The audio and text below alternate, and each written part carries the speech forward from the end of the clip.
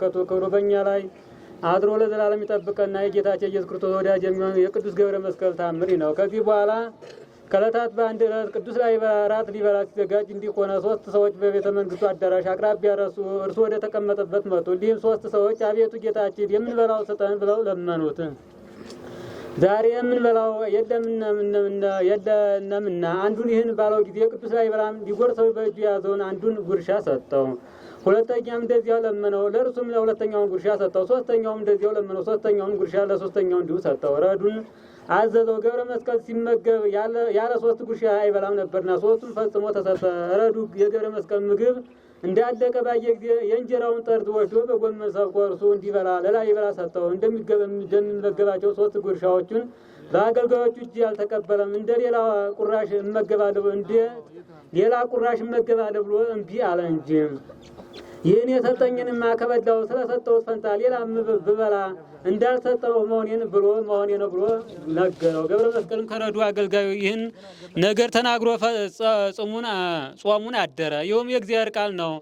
ራሳችሁ ይልቅ ባልንጀራችሁን ውደዱ የምትለውን በሐዋርያው አንደበት የነገረችውን ቃል ፈጽሟልና ይህች ቃል በገብረ መስቀል ላይ በእውነት ተፈጸመች። ራሱ ተርቦ ሌላዎቹን እንዲያጠግብ፣ ራሱን ጠምቶ ሌላዎቹን እንዲያረካ። ጌታ በወንጌል ስለ ጽድቅ የሚራቡ የሚጠሙ ንዑዳን ናቸው፣ እነሱ ደስ ይሰኛሉ ይጠግባሉም እንዳለ ይህችም ቃል ለመፈጸም ገብረ መስቀል ራሱ የሚመገባቸው 3 ጉርሻዎችን ሰጠ።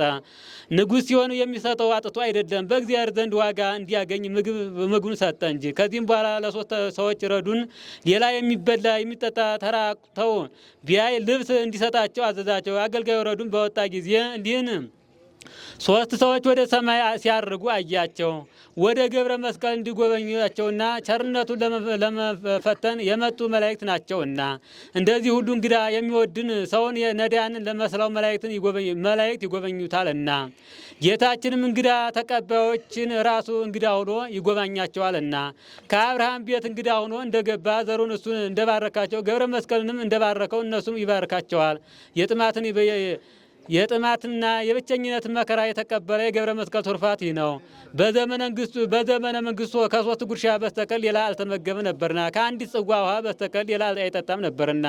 ጸሎትና ልመናው ረድኤቱ የስጦታው ዋጋ መንግስት ያለ የምንኩስና ስርዓት የፈጸመ የዚህን ሰው ጸሎት ኃይል አምናችሁ የመጣችሁ እንግዶቼ ሁሉ ከእናንተ ጋር ይሁን። የሰጠውን ቃል ኪዳን አስቦ በእግዚአብሔር ፊት አማላጅ ይሁንልን። ጌታ ወደ ቤተ ክርስቲያን የመጣ የመቃብርህን አፈር የተቀባ ሁሉ እድል ፈንታው ከአንተ ጋር ብሎ የሰጠው እንደ ቃል ኪዳኑ እድል ፈንታችሁ ከእርሱ ጋር ያደርግልህ ዘላለሙ አሜን። ያለ ሐሰት